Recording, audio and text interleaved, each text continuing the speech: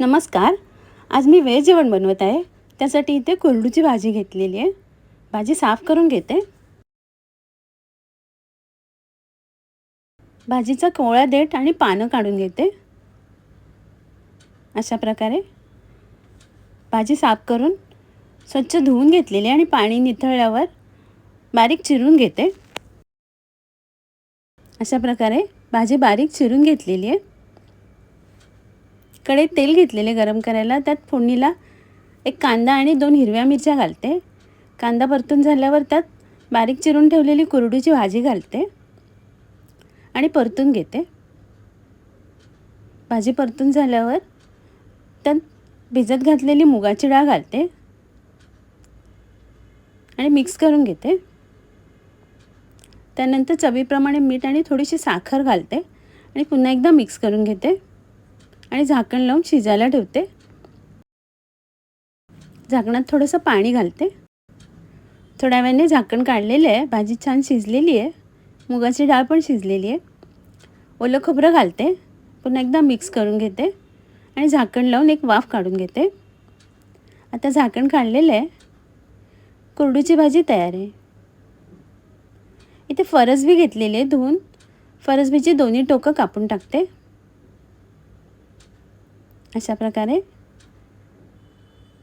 दोन्ही टोकं कापल्यानंतर बारीक कापून घेते. अशा प्रकारे उरलेली फरसबी बारीक चिरून घेतलेली आहे. इथे छोटा कुकर घेतलेला आहे. त्यात तेल घेऊन एक बारीक चिरलेला कांदा आणि कढीपत्ता घालते. कांदा नरम झाल्यावर त्यात चिरून ठेवलेली फरसबी घालते. परतून घेते. त्यानंतर हळद आणि लाल मसाला घालते आणि पुन्हा एकदा मिक्स करून घेते. ओलं खोबरं घालते. ओलं खोबरं परतून झाल्यावर त्यात मीठ आणि थोडीशी कोथिंबीर घालते. पुन्हा एकदा मिक्स करून घेते आणि किंचित पाणी घालते आणि झाकण लावून 2 शिट्ट्या काढून घेते. 2 शिट्ट्या काढून कुकर थंड झालेला आहे. आता झाकण उघडते. भाजी छान शिजलेली आहे. वरून कोथिंबीर घालते. फरसबीची भाजी तयार आहे. इथे सौराक करायसाठी ओलं खोबरं, 7-8 गावठी मिरच्या, बेडगी मिरची, चिंच, थोडासा कांदा, धणे आणि हळद घालते आणि मिक्सरवरती बारीक वाटून घेते. वाटून घेतलेलं आहे. भांड्यात काढून घेते. त्यात एक हिरवी मिरची घालते. चवीप्रमाणे मीठ घालून उकळी काढून घेते. सौराकीला उकळी आलेली आहे. आता खाली उतरवून ठेवते. फोडणी द्यायसाठी तेल घेतलेले आहे. त्यात राई घालते. राई तडतडल्यावर गॅस बंद करते आणि कढीपत्त्याची पानं घालते आणि सौराकीला वरून फोडणी देते. आता झाकण काढलेलं आहे. सौराक तयार आहे. इथे माडी घेतलेली आहे. कापून घेते आणि बाहेरचं साल काढून टाकते.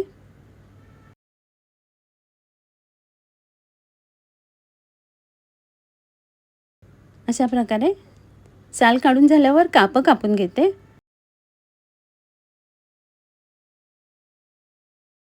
हाताला खाज येते म्हणून जरा सांभाळून कापायला हवा.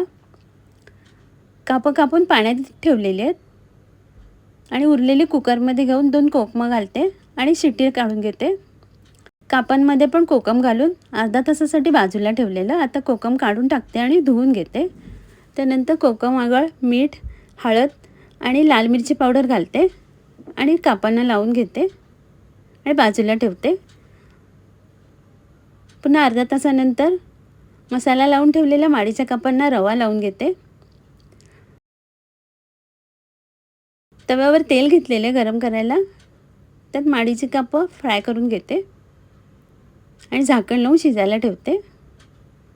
थोड्या वेळाने झाकण काढून कापं परतून घेते. पुन्हा झाकण लावून घेते.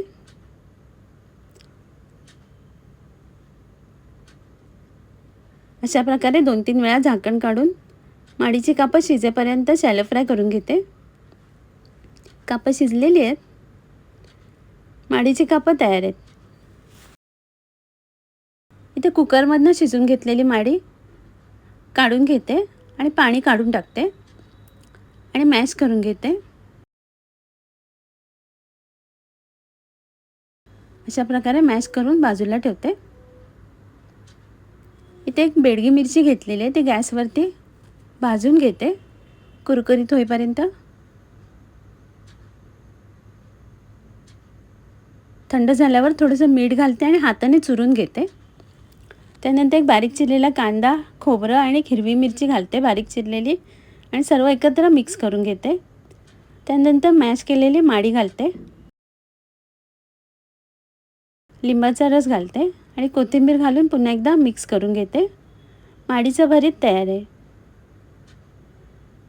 आता मी सर्व करते.